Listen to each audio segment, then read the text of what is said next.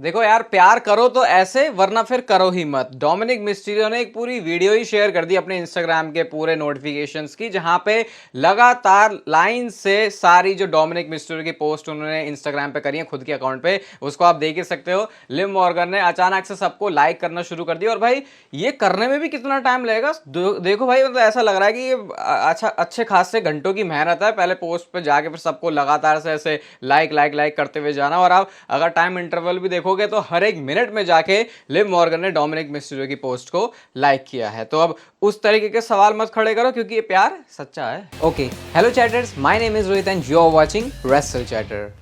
Welcome है guys आपका voice of wrestling के एक और नए एपिसोड में। और जैसे कि मैंने आपसे प्रॉमिस किया था, एनएक्सटी के बारे में भी आपको मैं कुछ चीज़ें बताऊंगा। और टेंशन मत लो भाई, एनएक्सटी की चीज़ें जो उठा के बताऊंगा वो सारी मस्त ही हैं, तो मुझे पता है आप किस चीज़ में इंटरेस्टेड हो सकते हो। सबसे पहले तो जॉर्डन ग्रेस ने आज एनएक्सटी में कम्पीट किया। उस पर आने से पहले आप ये फोटो को देखो, जहां पर ये शॉन माइकल्स के साथ में पोस्ट की है उन्होंने, और शॉन माइकल्स को उन्होंने गिफ्ट दिया है। और गिफ्ट क्या है वो, ये जो शॉन माइकल्स ने खुद के अपने प्रोफाइल पे लगाई हुई थी फोटो वो है, लेकिन इस बार ये रियल में उसको बना के दे दिया। मतलब वो भी फोटो वैसे आई थिंक रियल ही है, कहीं से तो वो निकल के आई है। तो यहाँ पे शेफ माइकल्स वाला जो है वो वाली जो टोपी है शेफ वाली, वो उनको पहना दिए। अब आज एनएक्सटी में उन्होंने क्या किया, उनका एनएक्सटी में ही भाई मैच करवा दिया। ऑब्वियसली वो मैच वो जीत गई, लेकिन उसके बाद रॉक्सैन ने आके जो है उनको कन्फ्रंट किया और एक दूसरे को मारने धोने की कोशिश तो कर रहे थे, लेकिन फिलहाल वो चीज़ हुई नहीं। तो इस तरीके से ये अपने बैटल ग्राउंड का जो मैच होने वाला है उसको हाइप कर रहे हैं। ईथन पेज का भी आपको पता है एनएक्सटी में सीन चल रहा है, तो आज उनका कॉन्ट्रैक्ट साइन हो गया। कॉन्ट्रैक्ट साइन होने की वजह से उनको ट्रिक विलियम्स के साथ जो चैंपियनशिप है उसके लिए मैच भी मिल गया है।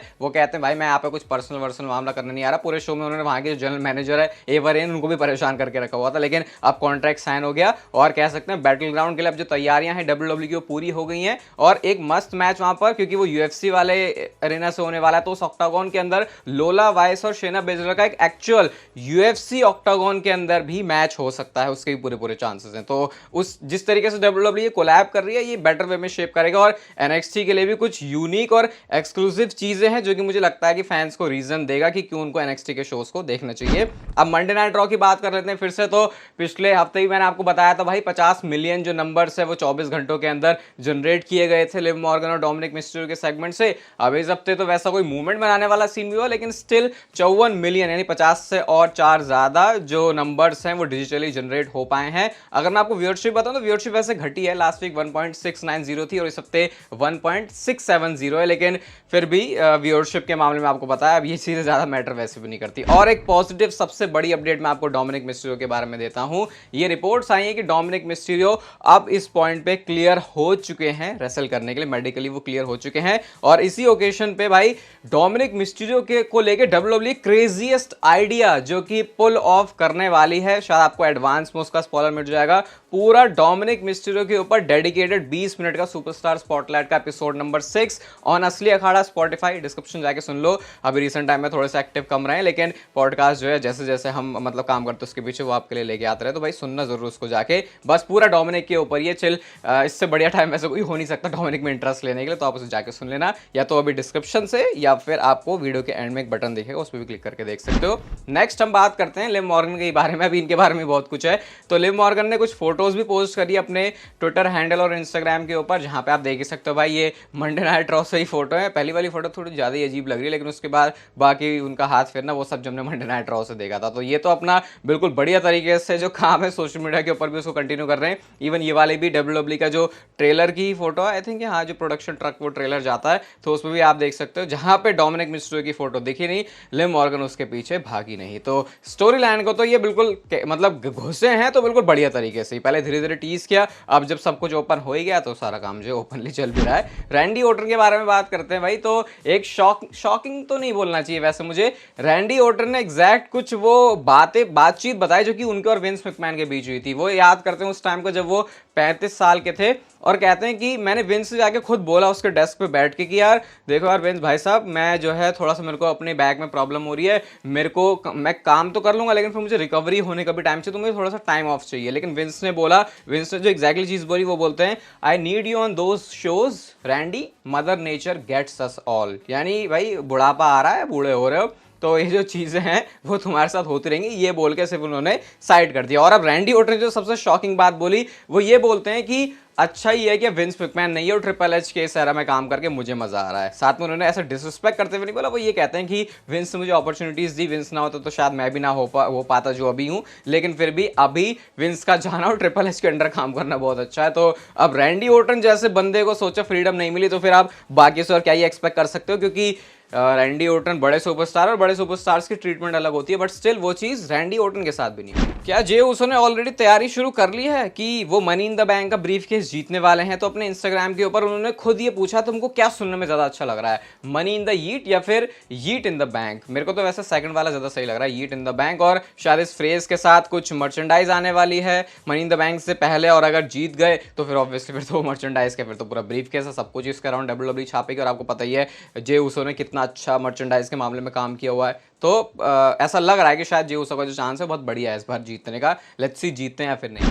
ये ड्रू मैकिंटायर बंदा भाई ये बात नहीं मानेगा, इसको तो बस सीएम पंक से मजे लेने के रीजन चाहिए होते, रीजन भी नहीं चाहिए होते, वो रीजन बना देता है। ये डब्ल्यूडब्ल्यूई के हेडक्वार्टर के वहां की वीडियो है जहां पे क्लैश एट द कैसल का बहुत अच्छा सा ग्राफिक चल रहा था, लेकिन ड्रू कहते हैं यार तुम इतनी टेक्नोलॉजी आ गई कुछ करो इसका, तो फिर उसके बाद उन्होंने सीएम पंक की वाली फोटो लगाई, तो उसके बाद देखो ड्रू मैकिंटायर कितने ज्यादा खुश हो गए, वाह भाई वाह यही तो चाहिए था। तो मतलब हेडक्वार्टर में जब कोई भी बंदा घुसेगा तो फिर उसको सीएम पंक की बड़ी सी फोटो दिखेगी। और ड्रू मैकिंटायर का क्लैश एट द कैसल में क्या होने वाला है, शायद आज मैं इस वीडियो में आपको उसके बारे में स्पॉइलर बताने वाला हूं, लेकिन उससे पहले जरा एक रिकॉर्ड के ऊपर नजर डाल लेते हैं। 2024 में जो सुपरस्टार सबसे ज्यादा मैचेस हारे हैं, शॉकिंगली तो नहीं बोलना चाहिए, इसमें लाइव इवेंट भी इंक्लूड है।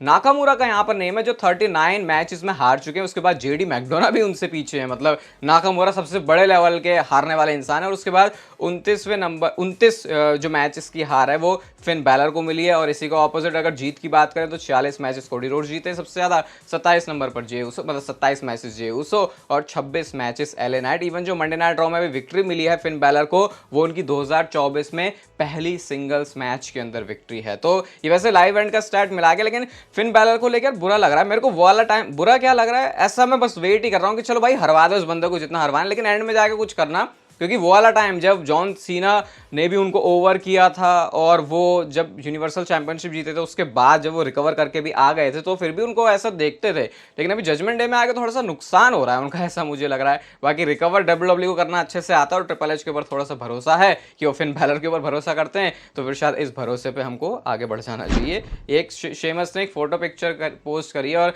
इस फोटो में आप देख सकते हो भाई क्या ही हाल किया उनका, जो मैच हुआ था उनका मंडे नाइट रॉ से। और शेमस को तो बैंगर आफ्टर बैंगर से ही मजा आ जाता है। अभी फिलहाल वैसे बुकिंग वाइज तो बहुत बढ़िया वो कर सकते हैं, क्योंकि लुक भी आ चुका है पुराना वाला और अब तो शेपे भी आने लग गए हैं, और अब तो उनका जो पुराना वाला म्यूजिक है जो थीम है उसको भी डाल दिया गया है, तो अब तो टोटल पैकेज वाली बात हो गई। लेकिन ऐसा मत करो कि घसीटते घसीटते बस शेमस को दिखाते रह रहे और इतना टाइम गुजर जाए कि फैंस उनमें से अपना इंटरेस्ट ही खोना शुरू कर दें।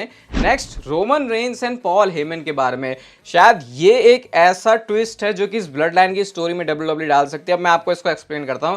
सबसे पहले देखो अभी पॉल हेमन स्टोरी लाइन में कैसे दिख रहे हैं कि जैसे कि वो सोलो सिकोआ की ब्लड लाइन से परेशान है, वो बस चाहते हैं कि भाई जल्दी से मेरा ट्राइबल चीफ रोमन रेंस आ जाए, उसके बाद देखो हम क्या तहलका मचाते हैं। लेकिन व्हाट इफ अगर पॉल हेमन ही ज्वाइन कर लें सोलो सिकोआ वाली टीम को, इसका मतलब कि वो हमेशा रोमन रेंस के अगेंस्ट ही रहेंगे, जो भी ये रोमन रेंस का बेबी फेस वाला रन अभी दिखेगा। सबसे पहले तो उसका रीजन है कि पॉल हेमन हमेशा से हमने देखा कि जब भी एक हील सुपरस्टार के साथ होते हैं तो ज्यादा बढ़िया वर्क करते हैं, क्योंकि वो अपने उस हील टैक्टिक का, अपने उस कलाकारी दिमाग का यूज करके उस सुपरस्टार को और अच्छे से हील बनाते हैं। तो इस समय हील बनने की जरूरत किसे है, वो है सोलो सिकोआ। दूसरा, डब्ल्यूडब्ल्यूई को सोलो सिकोआ वाले ग्रुप को भी स्ट्रॉन्ग करना है, क्योंकि अभी तक जैसी प्रेजेंटेशन लगी है डब्ल्यूडब्ल्यूई ने तो पूरे एफर्ट मारे हैं, लेकिन आपको भी पता है कहीं ना कहीं लग रहा है लैक कर रही है ये बैड वाली ब्लड लाइन अपना वो दिखाने में, क्या इंपैक्ट दिखाने में। तो ऐसे में पॉल हेमन जो है दूसरी साइड चले जाएंगे स्टोरी लाइन की वजह से, और रोमन रेंस अकेले होंगे और फिर वो बेबी फेस भी होंगे, फिर वहां से उनकी पूरी गुड ब्लड लाइन वाली टीम होगी। लेकिन Roman Reigns and Paul Heyman साथ में नहीं होंगे,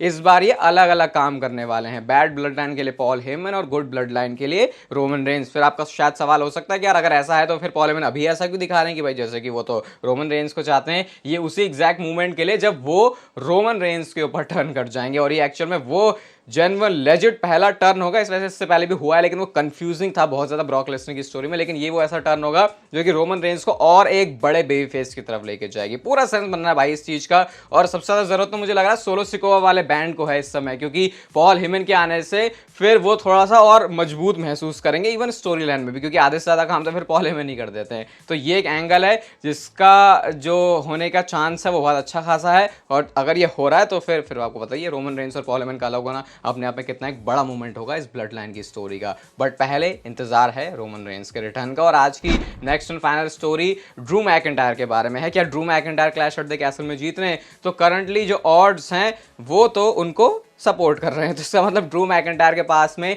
चैंपियनशिप आ रही है at clash at the castle अपने ही लोगों के सामने। बट सीएम पंक का एक बहुत बड़ा खतरा मुझे नजर आ रहा है। बाकी स्क्रीन पर अभी आपको डोमिनिक मिस्टेरियो का एपिसोड देख रहा होगा सुपरस्टार स्पॉटलाइट ऑन स्पॉटिफाई, जाके जरूर सुनना, वापस आके अपना भी जो कमेंट है वो मुझे जरूर बताना। ये वीडियो अच्छी लगी तो लाइक कर दो, चैनल को सब्सक्राइब कर दो ऐसी और मस्त वीडियोस के लिए, और तब तक फिर लेते रहो जिंदगी के मजे।